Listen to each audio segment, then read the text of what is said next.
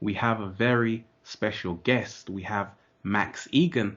Max Igan is a researcher, truth seeker, radio host, filmmaker, and one of the pioneers of the global awakening movement. He lives in Queensland, Australia. All his amazing work can be found at www.thecrowhouse.com. His recent documentary, Transformation, takes a look at how we can regain our freedom on the planet. And his YouTube is The Crow House. Thanks for joining us, Max. My pleasure. Thanks for asking me on, Ralph. Well, I listen to your podcasts on YouTube, and it's as if you're talking through me. It's fantastic because I say being free is your birthright. And when I hear you speak, it's all about solutions. It's all about human empowerment. And how did your own awakening come about that being free is your birthright? Well, I've always really been awake. I never really fitted into the system through my whole life. Ever since I was like 4 years old, I knew there was something terribly wrong. And so I became a musician so I could live on the outside of society through most of my life. And then it got to a point where I started to see a lot of really bad stuff going on right in front of my eyes. And I thought, well, rather than sort of living on the outside, I need to participate in trying to wake up other people. So that's basically why I do what I do. I think that we're at a very pivotal point in human history at the moment. I think we're at the point where human consciousness is being presented with the whole system right before our eyes. It's being laid bare for us all, and we've been given a choice which way to go. And I think that there's certain people that are here to help perhaps steer people in the correct direction and provide a perspective for people that will lead to empowerment. I think that's what this time is. I think really when you look at the terrible state of the world, and it's in a pretty bad state at the moment, I think what it is the best opportunity we've ever had for freedom. And I think that's what we're being given. That's why I do what I do. I think that's why you do what you do. I think that's why we're seeing so many people that are awake and are speaking out about this situation at the moment, because it's simply that time in history. And you wouldn't be doing what you're doing if you weren't awake. And essentially, I think you were born awake. You were born so that you would be susceptible or open to this information, because a lot of people aren't, but there are certain people that are open to it. And yeah, that's what this time is. And yeah, I've always been that way, brother. It's just the way it is. I was here to do exactly what I do, the same as all of those that are doing it. Well, you're definitely doing it, and you're reaching such a large audience, and I feel we're living in amazing times. We talk of the life we are meant to live, and many of the masses out there are just simply unaware. We feel we have to go through what I call the conveyor belt lifestyle, which is just wake up, go to work, come home. And how do we break this unawareness? How do people become awake? Because it's very difficult. We can't judge people because they are just doing what they know. Well, they are. They're doing what they know. They're doing what they're trained to do. That's the thing. I mean, so you can't judge people, but what we've got to do is just sort of show people that there's a better way. I mean, I think that we've always been a very, very full and very vibrant, very creative species. And it's only in the last couple of 100 years that it's really got to this point that we're becoming virtually roboticized. And because it's happening to such an exponential curve, like if you would, since the Industrial Revolution, it's really, really progressed. I mean, it's been going on for a long time, but since the Industrial Revolution, the exponential curve of human control has really progressed to the point that I think it's been a little bit too fast. I think they've overstepped their mark a little bit. And I think the more oppressive they make it, the more in your face it is, and the more people wake up. And I think that's what's happening. I think because there's people like you and I doing what we're doing, and there's all of these internet radio shows and there's filmmakers, there's a lot of people speaking out about the control grid now. I think the controllers are getting very scared. and they're stepping up the pace and they're stumbling and they're making it a little bit too obvious. And so more and more people are waking up. It's almost like a self-fulfilling prophecy. The more they try to lock humankind down, well, we're just not going to be locked down. We're too creative for that. The more they attempt to lock us down, the more obvious it becomes. And so what you and I would be talking about now would be seen as conspiracy theory 10 or 20 years ago. Now it's quite obvious to people. And so the more they try to do it, the more people wake up and the harder their job becomes. So, I mean, really what they're doing, as I said before, it's a gift.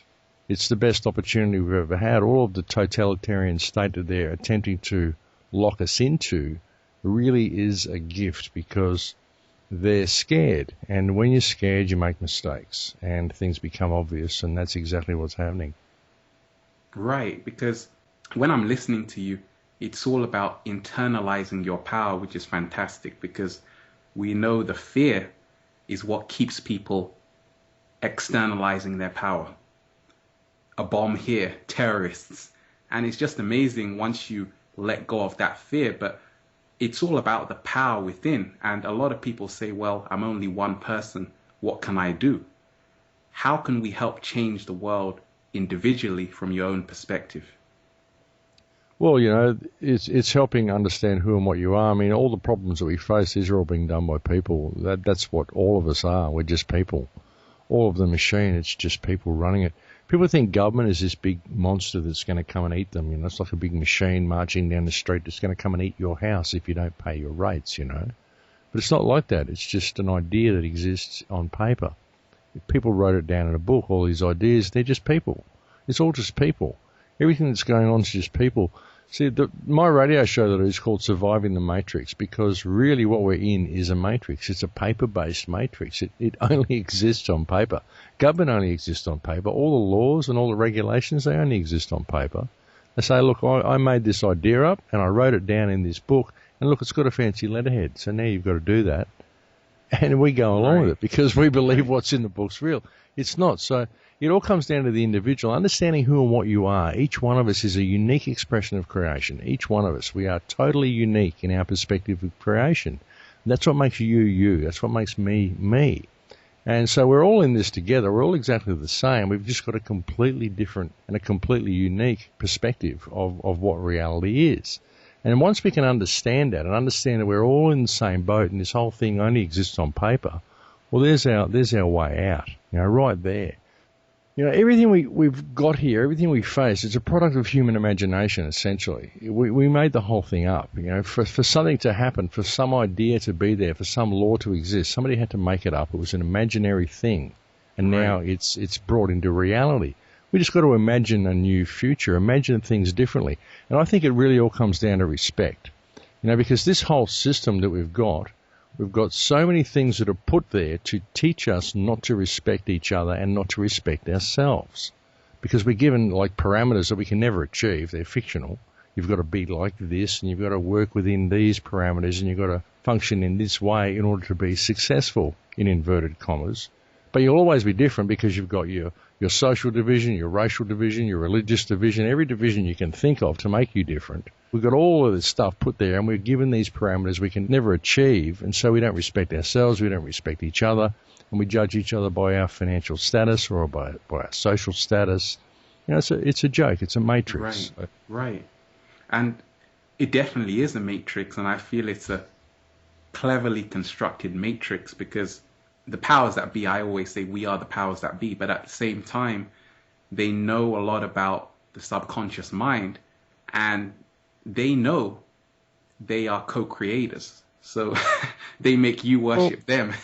They do. They make us worship them, but they all this whole celebrity thing, because they give you unrealistic parameters to measure yourselves up to, and then they give you these celebrities, in inverted commas, to aspire to. It's a joke. It's a matrix. It's completely a matrix. So getting through that's the hard part with people. But the thing is that we are all in this together. That's the important thing for people to understand. You know, nobody has any more power than you, and nobody has any less power than you. And the reason you can resonate with what I say on the shows, and you say that it sounds like that it's you speaking through me, is because everything that I'm saying here is common sense. Really, we know this. It's part of our genetic makeup. We were free. We always were free. But they've brought this system in to attempt to control us. And the more they try, well, we're just too creative for that. The more we wake up. That's the thing. That's why you can listen to what I say and you can go, wow, it's like I'm speaking, because it's there in the field. It's just common sense. It's just your memory. I'm not even telling you things you don't already know. I'm just helping you remember that which you already know, because these are inherent traditional human values. That's all I really talk about on the show. Really, when you listen to everything that I'm saying, it's just common sense. It's what you are as a human being. It's what everybody is. We've forgotten that. We've been taught that we need the state to look after us. We can't look after ourselves. We can't be responsible for ourselves. We need the state. We need everything. The government will take care of us. And really it's doing exactly the opposite. Right. It's only necessary because we believe it's necessary. It's only necessary to fix up all the problems that it creates for us. And what I love about your own podcast is that you keep going, and it's definitely keep going, because I feel that we have to all drive it home, and just to see that the reality we live in is a collective belief system. Therefore, it doesn't matter if you know. If the rest of the population don't know, then we're all going to suffer, because we're all connected. Well, we are. We are all connected. I mean, this is why you've got stuff like the natural medicines and the plant medicines and the entheogens, ayahuasca, things like this. You've got the shaman coming out around the world now, because they know that if this white culture, this Western culture keeps going, it's going to destroy all biological life on the planet. We're going to take everybody down with us. And so they're bringing that out of necessity. You've got to let people know what they're really connected to, and you've got to keep going. I mean, I've been virtually saying the same thing on my radio show. Virtually every radio show that I've done, and I've done hundreds in the last 6 years, virtually every one of them has been the same radio show from a different perspective. Because really that is the message. The message is for everybody out there to know who and what they are. Know that the people that are inflicting all the damage upon this planet are simply public trustees. If there's corporations that are raping the planet and raping the environment, they're doing so because of legislation that's been put in place by government. Well, who's government? They're just people. They're public trustees that we employ to manage our infrastructure for us. And they're abusing their power, and they're using that power to steal everything they can from us and to destroy the planet so they can live the high life. They don't care what happens after they die. They'll just do what they want and destroy the planet while they're here, because that's what they do. They don't care. And they've tricked us into just going along with it. We believe this paper-based reality is real, but it's not. What's real is life. What's real is people. And this is the time in human history that we remember this. We wake up to this. And that's what all this is about. And that's what I've tried to bring people on the shows. And I've said this same thing for 6 years, and I will absolutely keep going, because once you know this, well, what choice do you have? You have to keep going. The other choice is to let the world fall into ruin, and we can't do that. And we're definitely seeing more people come out of their shell, because it takes a lot of courage. And when we realize that our voice, just one voice, can send ripples throughout the ocean, then people start really speaking their mind, and that's when change can happen. When we just talk about the media, the television, and even Hollywood films, what do you feel the purpose of entertainment is? Because a lot of us, we might see a film and there might be a good moral to that story. But then on the flip side, we might see how it all ties in to a greater agenda. Well, films are very clever programming, and they're multifunctional. I mean, sometimes there is a good moral to the story. Sometimes there's a lot of predictive programming in there as well. There's a lot of things that are put in there to help you accept the surveillance state. Really, when I look at a film, I'll look at the story of the film, the moral message of the film, but I'll also look at what's going on in the background, the subtext. What's the technology that they're using? All of this sort of stuff. What are the moral codes of the people there at the time in the film? All of this sort of stuff, because they're programming you to accept certain things as well. But films also perform a very clever emotional function, because we see this whole control grid. We see these controllers. We look at the world. We get very, very frustrated. Our inability. We're just a little person. I'm just one person. What can I do to save the world? There's nothing that I can do. Oh, poor me, you know. So we get very, very frustrated. And we can go to a movie, go to watch a Superman movie or whatever, you know, and suddenly there's this one crusader standing against the system. And we go through this entire emotional roller coaster ride whereby we're there and we project ourselves into the movie. We become Superman. We're fighting the battle with him. And he defeats all the bad guys for us. And we go through that whole emotional journey. And we walk out of the cinema at the end of the film and we've released all of that built-up tension that we had for the system because the bad guys were defeated in those 2 hours that we were sitting there eating that popcorn, you know. And we've gone through that journey ourselves and we feel satisfied in ourselves, and so we don't strike out against the system. We go back and we go back to work and we do the things the next day and we go and talk about it with our friends.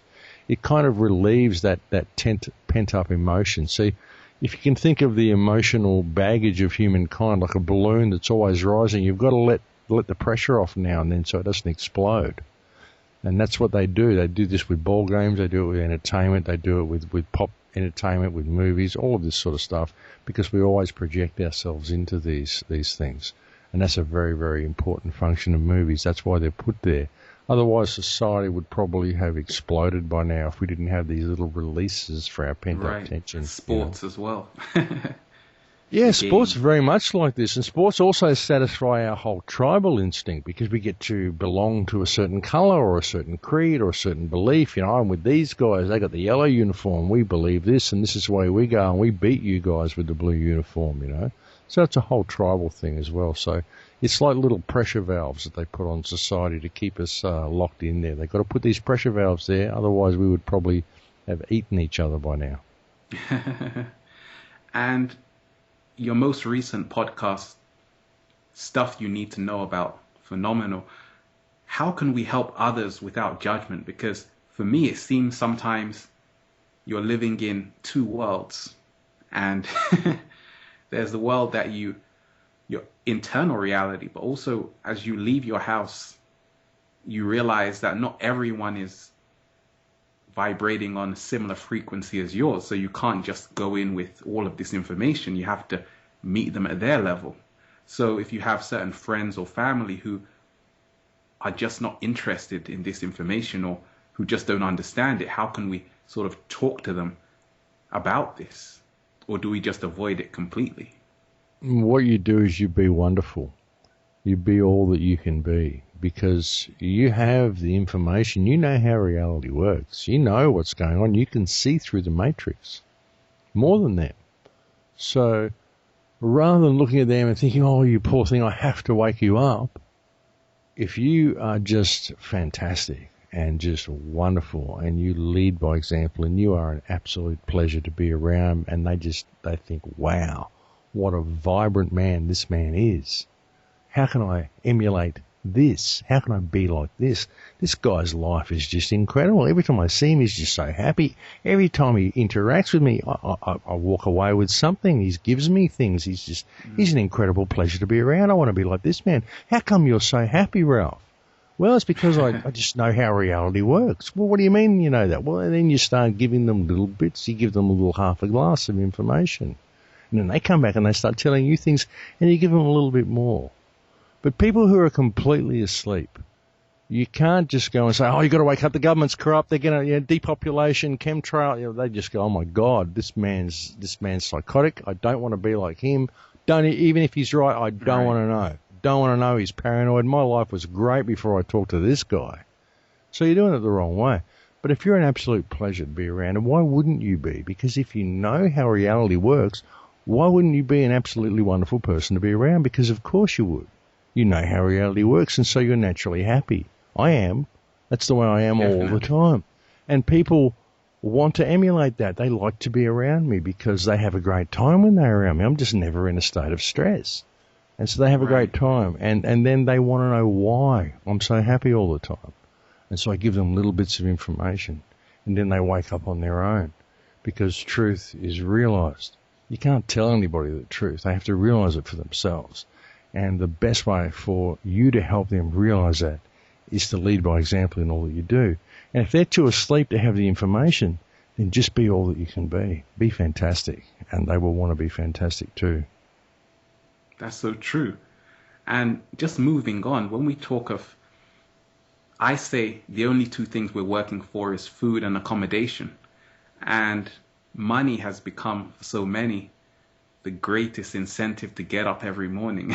So when we talk of just imagining a world without money, for a lot of people is very difficult. But for when I'm just reflecting, I realize how clever this game is set up. Because it's got everyone on the treadmill. That's the only reason many people are going into work. That's the only reason many people are studying in these schools, so they can make money. But the word money emanates from talenta, which means skills. So what's actually happened is that they've equated your own talents and they've put a price on it. So from your own view, is money a problem? Or is money just a tool? Oh, mate, if you heard my last show, didn't you? You heard the last one. Right. Commerce is the biggest problem that we've ever faced as a species. Like the whole system of commerce, the fact that money exists, the fact that people actually believe you need this stuff to survive. And I believe money, it's almost like a sixth sense that's been imposed over our senses. It's like we don't think about breathing, we don't think about seeing, we don't think about money, or we think about the fact that we don't have it, but our use of it, we just use it the way we use our lungs to breathe and the way we use our eyes to see. We don't think about it. It's just been superimposed over our reality. And it's not real. It's just an idea. It's there to create scarcity. There's a whole field of vegetables there growing right outside your door, and you're starving, and the vegetables are there, but you can't go and eat them because you don't have any paper to go and give the guy who grew the vegetable. I mean, it's ridiculous. You know what I mean? You don't have any money to have the food. Right. All the problems that we face, all the starving millions, they're starving because we can't afford to feed them. But the food's right there and you can't eat money. It's ridiculous. It's this whole thing that's been superimposed over reality. And it's based on Kabbalistic principles, I believe. This is a lot of what the Kabbalah is about. It's this mathematical formula that's been used. And once you've imposed a system of commerce over the mind of an individual, they find it very, very difficult to think of life without commerce. And people say, money is the root of all evil. And they go, oh, well, the saying is actually the love of money is the root of all evil. No, it's money itself. Money itself shouldn't exist. It isn't the love of money. We don't need money. Money is there to provide scarcity. Money is there in order to steal the earth, the wealth of the earth. Every problem that we face, every environmental catastrophe, every nuclear disaster, every war, every tyrant, every state of homelessness, every state of starvation, every real problem that we face is a result of commerce. A whole lot is a result of money. Right. And that is so true, because many of us, we base our self-worth with money. And once you begin to free your mind, you realize the game for what it is. But just look at the acceleration of consciousness on the planet, the rise of machine, the rise of technology. And you're seeing here in London, I'm seeing everyone is on their iPad, on their iPhone. And I feel technology is amazing because it's connecting us. However, what's happened is there's been a breakdown in communication. And I was talking to a great friend, and we were saying how it's not that people don't want to communicate, it's that we don't know how. Well, yeah, I mean, we're able to communicate with each other across the planet the way you and I are talking to each other now, but we've had a basic breakdown in life skills, Right. interpersonal communication. It's a lot easier for someone to sit across the room from someone else and text them on their iPod than it is to actually have eye contact with them. And a lot of it as well with people, they remake themselves online into something that they're really not. And then they have to meet the person and they think, well, hang on, I might not be dressed the right way. Or, they judge themselves even more than what they would have normally. See, because we live in an internet relationship with people where it's a very, very non-judgmental relationship. Doesn't matter what you look like, doesn't matter what race you are, what color you are, what you're wearing, or whether you're fat or whether you're skinny or whatever. It doesn't matter because people don't normally look at each other. It's just a voice. It's just text chat or whatever. And because they've grown very comfortable in that environment, when they actually meet someone, they are even more self-conscious than they would have been otherwise because they're actually there in the real world. And wow, I may not be exactly the way I portrayed myself online. And so it's created a real breakdown in life skill. And so this is all leading towards transhumanism. This is what they've done it all for, I believe. I mean, there's certain conscious people that have used the internet to our advantage and to get the message out to people. But still the vast majority of people don't. Still the vast majority of people use it because then they're not able to communicate in the real world. You'll find a lot of people that really excelled online and really sort of probably lack in a lot of life skills in the first place anyway, or who you would term the nerdy people. And suddenly they've excelled online. They become the leaders online. And then, so you know what I'm saying? So these are real lacking in life skill people. So, and it all leads towards the transhumanist agenda. You can see how society is being moulded, how the kind of humans we want in inverted commas are being moulded. And it's all leading towards a transhumanist agenda. The transhumanist agenda is always, it's all part of Agenda 21 and the whole control grid. I mean, it all ties together. And it's coming, and that's what I love about podcasts is that you're making people aware. And when we talk of way out, the solutions for humanity and how do we become free again? Because whenever I listen to you, it's just full of solutions. But people will still be asking for solutions. Well, that's the thing. They want the form to fill out. They say, Max, you talk about all this stuff, but what's the solution? Why haven't you started a website that I can go and sign up to that suddenly is going to make us all free? Where's the form to fill out? Where's the, how do I do it? How can you free me? How can you teach me to be self-enlightened?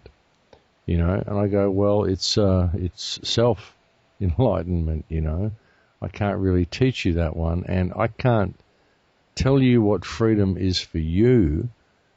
Only you can do that because freedom for you is you. And until you know that, well, what can I do? Until you know who and what you are and know that all the people you're dealing with are just people, and that it's very difficult for you to stand up by yourself against these people and against this system.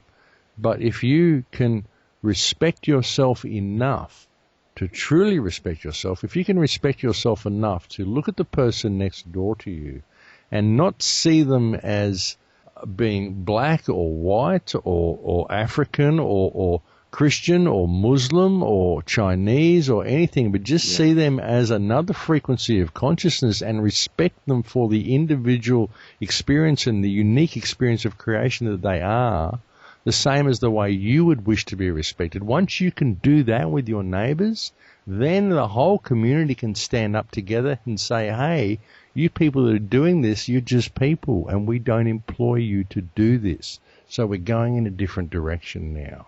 But it all comes down to that individual respect. And people say, what is the solution, Max? Well, the solution is for you to know who and what you are enough to actually respect yourself. Because if you don't respect the people around you, then guess what? You haven't reached it yet. You don't respect yourself enough yet. So that's where the secret is. It's in your heart, everybody.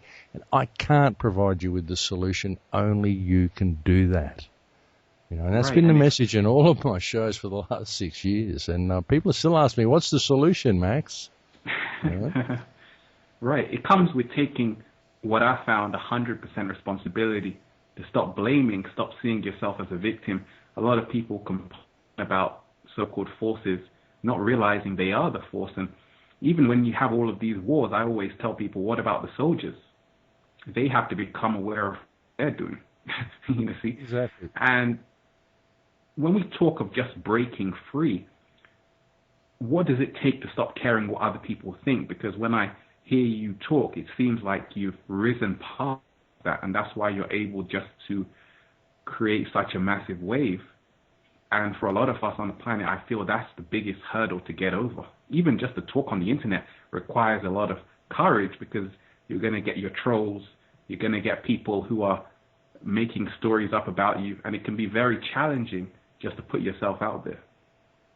Well, it can. I mean, I get that. I get a lot of people attacking me, and I do care what people think to a certain degree, because if they're attacking me and they're calling me out as a shill, or they're calling me out as a government agent, or whatever they do, I think, what am I doing wrong? Why don't you get it? Why are you so locked into that? Why are you locked into that reality that you would come and attack me? You've never met me. If you listen to what I say, if there's fault in it, will show me. I'm open to suggestions. So I care in as much as I'm concerned as to why they would think that. I don't care really about what they think about me. But, that's just part of the territory. I mean, there's going to be people out there that attack you. Sometimes it does affect me. I mean, I'm not bulletproof. It does concern me sometimes. But usually because I'm confused as to why they don't get it. I'm confused and more concerned for them than I am for me. That's the thing, So, right. Yeah, it's interesting. I mean, people will always attack you for what you do, and people will always not get it. But I think, and something that I've really seen lately is that the alternate research community is really being attacked a lot lately. There's a lot of people trying to create a lot of division. And I think this is a positive sign in many ways, because it shows that we're making a difference. It shows that there's a real attempt to get out there and undermine the alternate research community. And that just makes me want to push harder and go harder and get more and more outspoken in what I do. And I really don't pull any punches in what I do at all. I call a spade a spade. Right. I think that's why I've been so successful, is because I do call a spade a spade. I don't call it a shovel. And I'm just speaking common sense and stuff that everybody knows, Right. Moore, who wrote The Watchmen, he talked of how the artist has the most power in the world, because they can show you the world beyond this one. And I've heard you talk about the role of the artist. When we talk of the way out, I feel that it's the artist who can really help even more to speed up and change the world for the better. And when I look at the singers, the so-called celebrities, I feel a lot of them, they have sold out. But the true artists, I definitely feel hold tremendous power. Well, they do, and art does speak very much to people. And there's a lot of art as well, even in Hollywood movies, even with a lot of the subtext. There's a lot of very positive messages in a lot of these things. There really is. And art is something that we're very much led away from. And really, you are an artistic expression of creation. That's what you are. Your life is your art. What you do with your time is your art, your expression of creation. And what you create with the time that's given to you is your art, the art of your life. This is so much what we've been led away from. We've been trained to believe that we are what we do. Who are you, Ralph? Oh, I'm a broadcaster. No, that's what you do. Who are you? Right. I am a unique expression of creation that I call Ralph. That I call. This is what I call myself. This is my calling. I am movement. Yeah, exactly. So people are like that. It's who are you? Who are you, John? Well, I'm a plumber. No, that's what you do. But who are you? Who is John? So. That's what we've been led away from. It's the art of your life, the expression of your life, the thing that is you, the unique expression of creation, and what you do with that time. That is your art, and that's what we've been led away from. And it's so important for people to get that back and to realize that. We often judge ourselves as poorly because of our uniqueness. This is what I talked about on the last radio show that you mentioned earlier. That show that I did called "Stuff You Need to Know."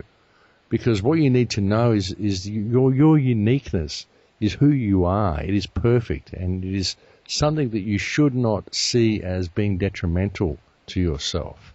Because we often do this. We're trained to often think that I'm pretty cool and I'm great and we respect our uniqueness, but then we judge ourselves poorly because we're different to everybody else. So it's a reverse dichotomy going on here. That uniqueness is who you are and how you are able to express yourself to the best of your ability and to the best of your potential, and what sort of a positive impact you are able to have on creation. This is so important for you to understand and for you to express in your life. And this is what we've been led away from. And once people find that and find that uniqueness and find out that their life is in fact an artistic statement, I believe that's where a lot of the solution lies, because we can create anything we want. And that's why they'll never lock us down, because that's really who we are. We are all artistic expressions of creation. We are so creative. And whatever they try to do, we just keep moving the goalposts because we're too creative for that. They'll never get to really lock humankind down. That's why they have to move towards transhumanism and try to do it through nanotechnology and electromagnetism, because they can never do it through conscious manipulation. We just won't be fooled. Not that easily. Not to that extent, anyway. Easily. Definitely. I used to work in a school, a mainstream school, so I saw firsthand how the indoctrination centers work. And it's just amazing how they get us when we're so young, 4 years old, and just seeing how powerful education is, just to help remind us of our power, but how it's been used to mind control so many of us, and many of us are still recovering just from that. Well, yeah, absolutely. That's what it's all about. I mean, I got kicked out of all the high schools that I went to. I went to 4 different high schools. I got kicked out of all of them because I used to argue with my teachers too much. And then I got a job as a musician and lived on the outside of society. I left like halfway through in the 3rd year of high school. I was gone. I left and started playing guitar and doing that. And people say to me, Max, you're so educated, you're so articulate, you know all this stuff. Where were you educated? And I go, well, I wasn't. They never got a hold of me. That's how come I know all this stuff. Right. But that's what it's all about. It's there to train you to believe that you need the system to exist, and to give you certain parameters to measure yourself up to, and to train you to be a good little cog in the big machine. But many of us see through it, and we realize that it's really not the way at all. And it separates us, because if you have a degree, just a Bachelor of Arts, then the person with the master's looks down on you. And now the person with the PhD, and then you have the professor, and it's just, it also mirrors even the classes. If you're lower class, middle class, higher class, what car you drive, what house, what clothes are you wearing, and it's just amazing how the more you begin to reawaken, come out of that amnesia, you really begin to find your power, find your bearing once again. Oh yeah, and the whole grading system, the Western system of grading is insidious. It really is. The way it's always, it's climbing up rungs on the ladder. You're an A-class person or a B-class person or a D-class person. It's really insidious. I was speaking to someone on a radio show a couple of weeks ago where I said the grading system would be more apt to be looked at as building rungs in a bridge. So you're building a new place to step on your new path in life. But we're in the Western system, it's a hierarchical grading system. And the whole concept of having exams and being graded, this is all about destroying creative potential and destroying creative input. It's about removing your uniqueness from yourself, removing your potentiality from yourself, molding you to be a good little cog in the big machine, training you to be a clone. You've got to think a bit like everybody else. If you think like everybody else, you are an A-grade person. If you think independently, you are a D-grade person. So, and if you're a D-grade person, we'll laugh at you, and we will be ostracized by your peers, and you won't be invited to the right parties. So this is the way it works. Definitely. And what I've found is that whatever you fight, you give power to, and resistance stronger. And it's not about fighting the system. It's just about creating your own world, essentially. And it's about disconnecting from it. Disconnecting from it. You can't fight it. People say, Max, we want you to lead us. I can't lead you. What am I going to fight a system? I've just finished telling you the system only exists on paper. It's a matrix. It's a meme. It's just an idea.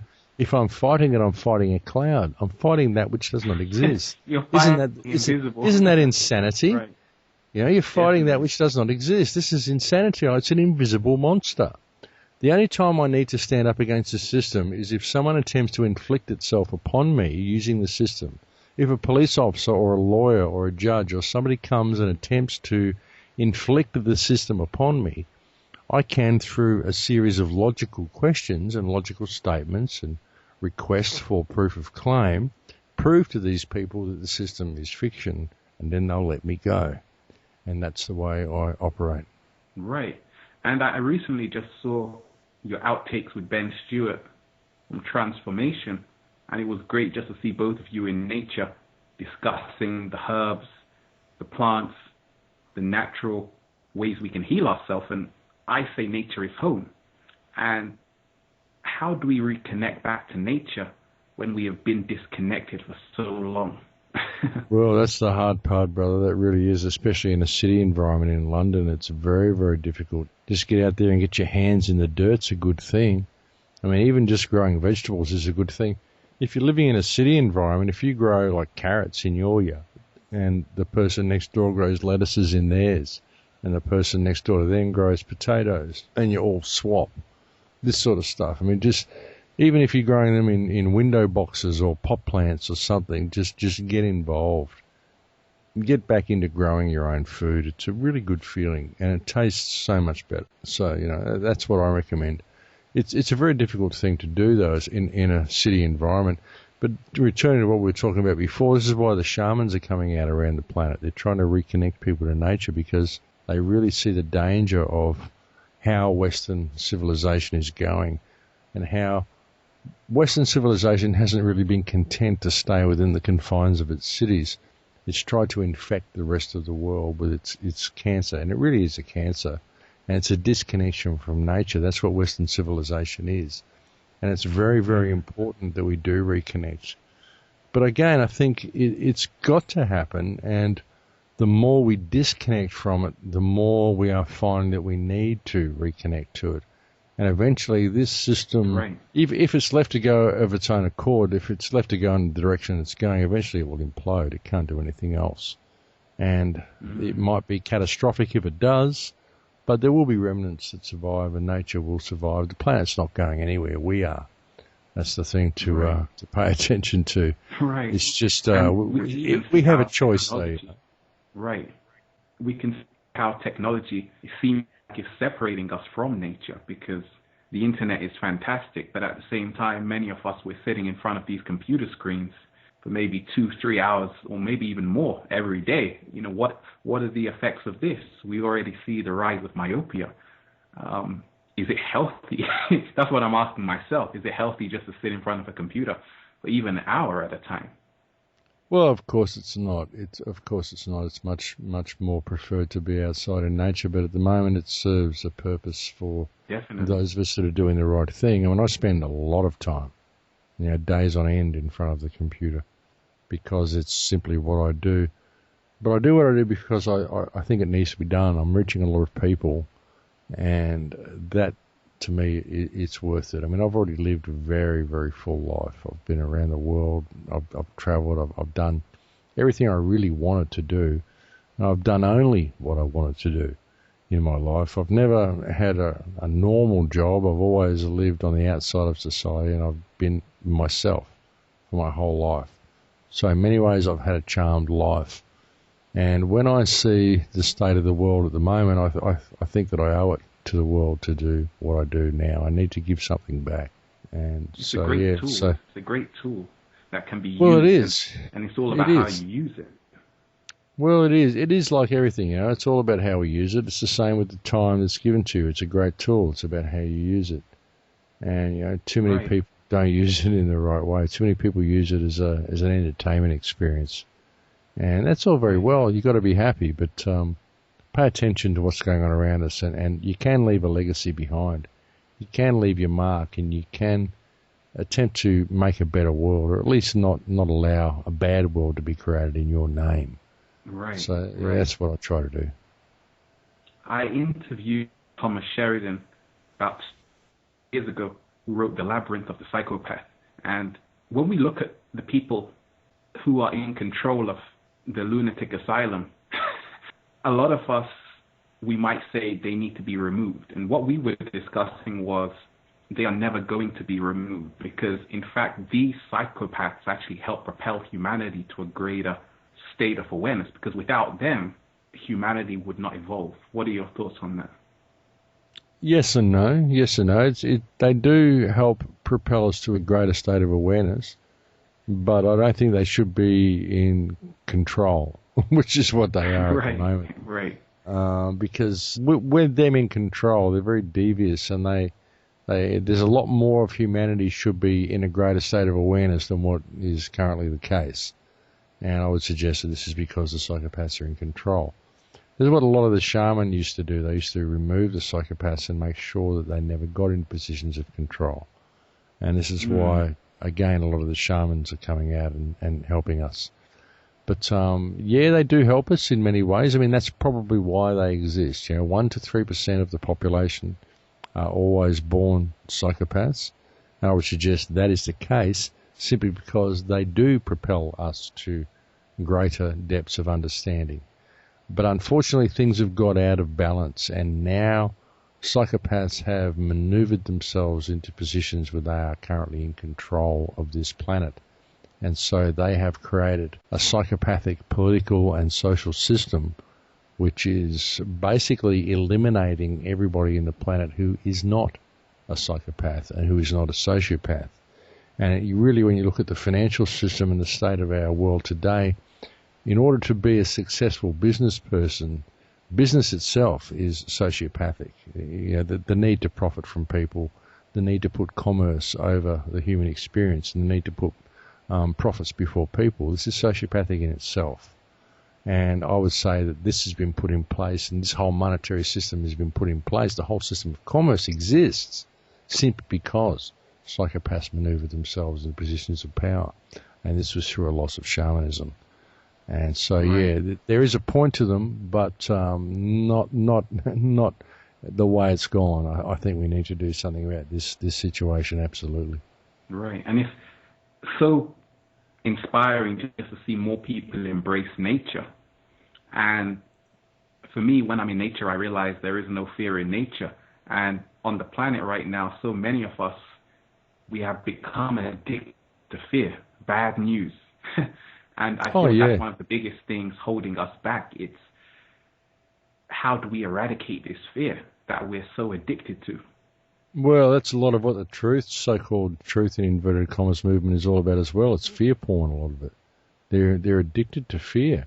Right. Now, I don't see any of it as anything to fear. I mean, we're in a bad way, but it's an opportunity. It's nothing to fear. I have no fear of this system at all, because I'm infinite consciousness inhabiting this vessel, this body that was given to me for the experience. I have no fear of these people. I have no fear of anything they can do to me. They can't hurt me. They may hurt the body, but they can't hurt me.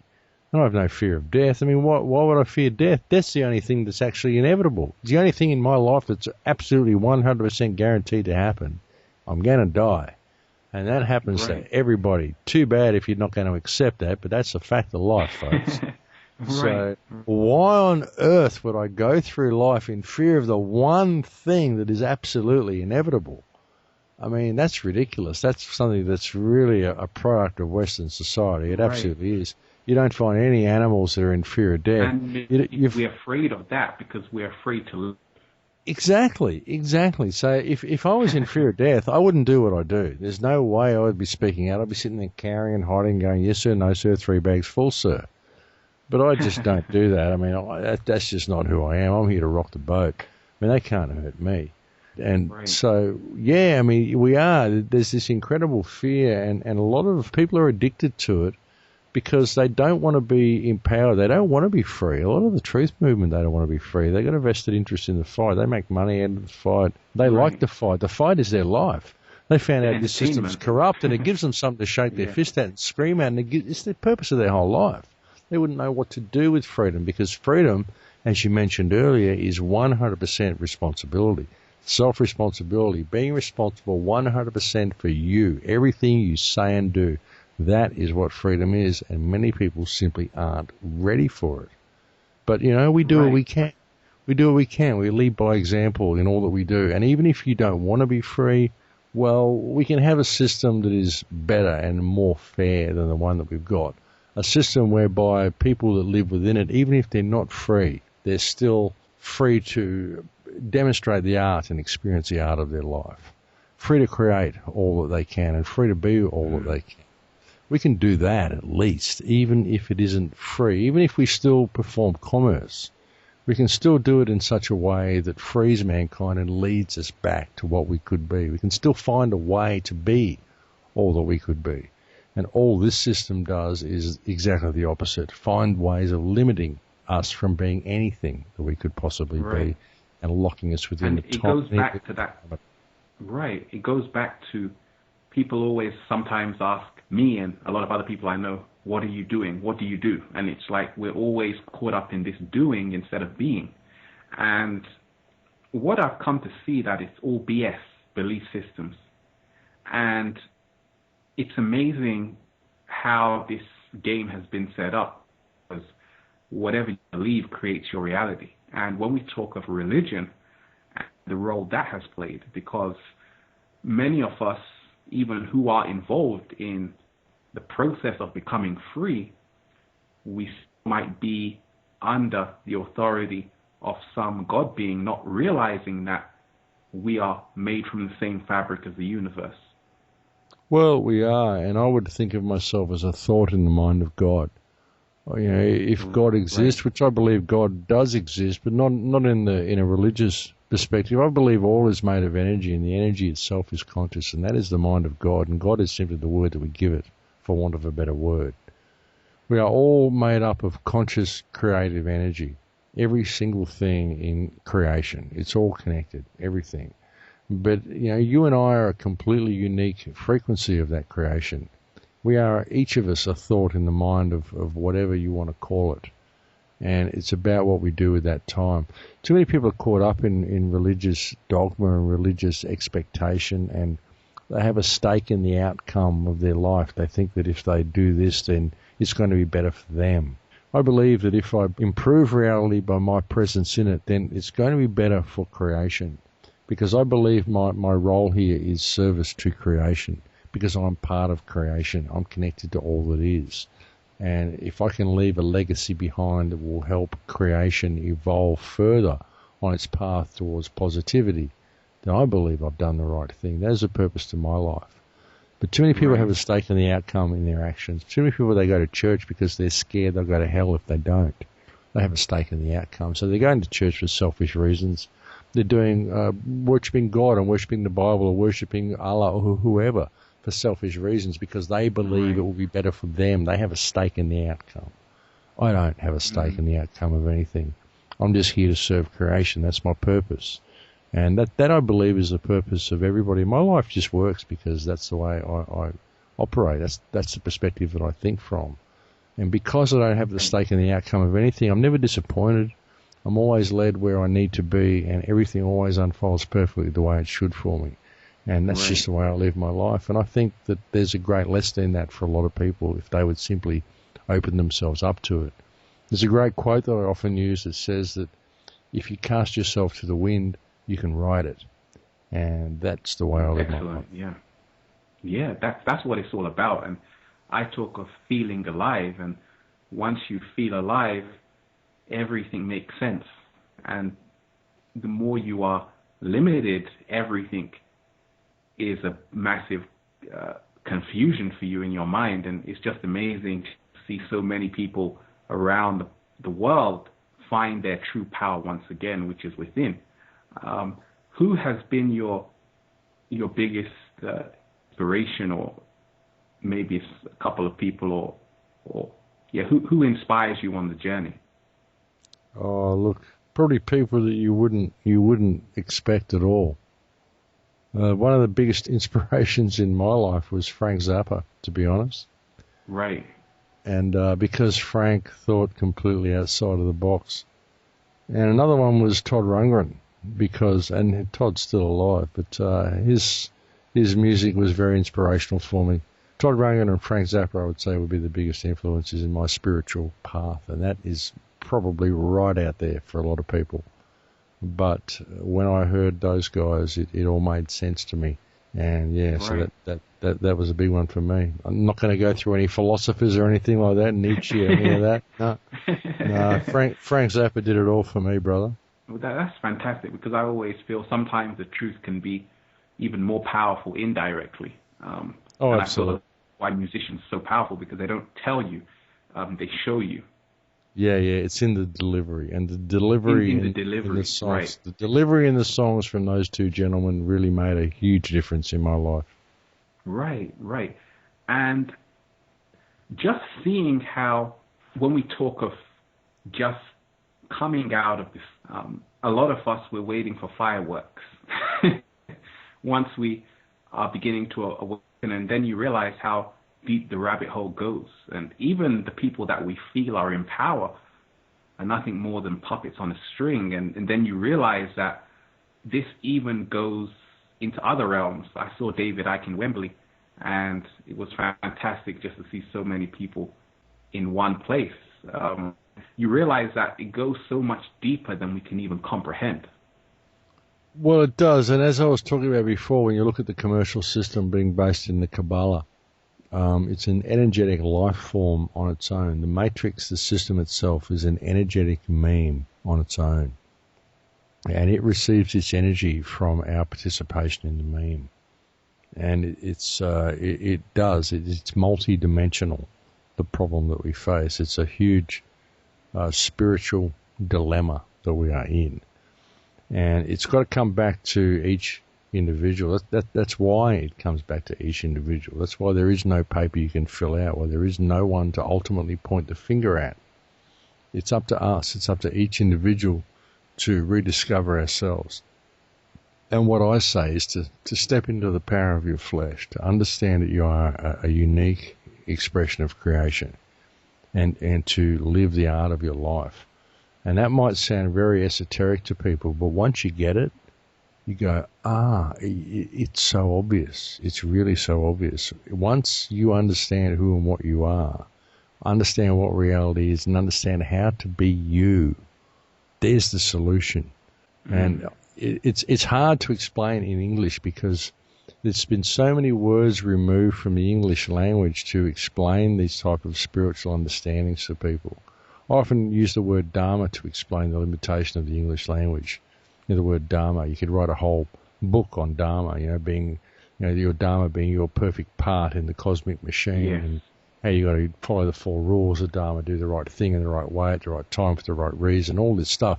It's a whole understanding. You give lessons on Dharma, but if I'm speaking Hindi, all I have to do is say Dharma, and people know exactly what I mean.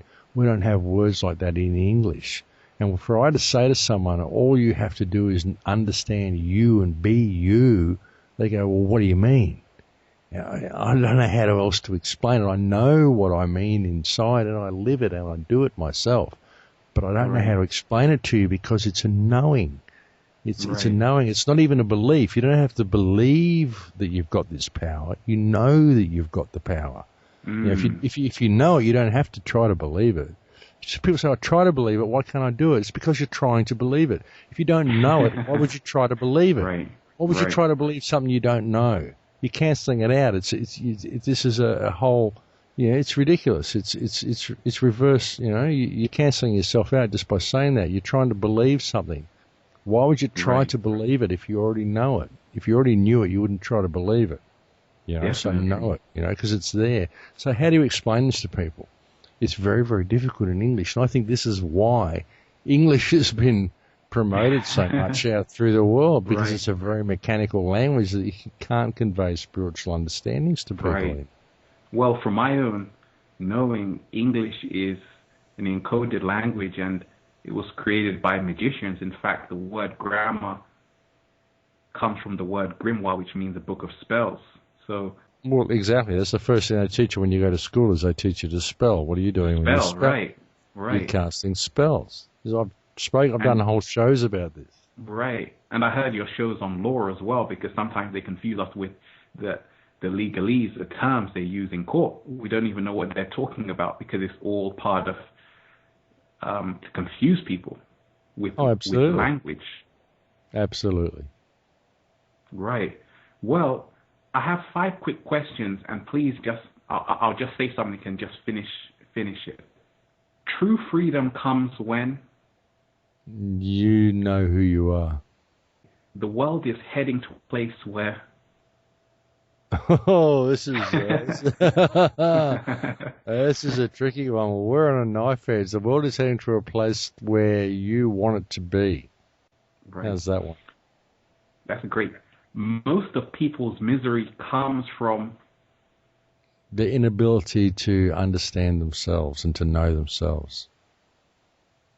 the life we are meant to live is, Our art. and school should be a place where Where people learn, which is definitely not what they do at the moment. right. Well, thank you so much, Max, for taking time out of your busy schedule. And this has been an incredible show. And what you're doing is definitely sending ripples throughout the cosmos. And I feel it's not going in vain, and definitely left your mark. So please continue to do what you do. Right. Well, I will, brother. We don't have to hope either. Yeah, well, I hope you do too, brother. I think that people will get the message. I think this is an incredibly important time. It's a pivotal time, and it's a real honour to be here. It really is, and I think we will make a difference, and we're going to go in the direction that we should go, whatever that direction will be. Right. Well, thank you so much for diving, and thank you to everyone else out there in the Infinite Waters community. Find more of Max's work at thecrowhouse.com. Go to his YouTube page, Be Blown Away, The Crow House. And remember, walk in strength. We're here, Infinite Waters, diving deep once again. Stay well, stay healthy. Peace.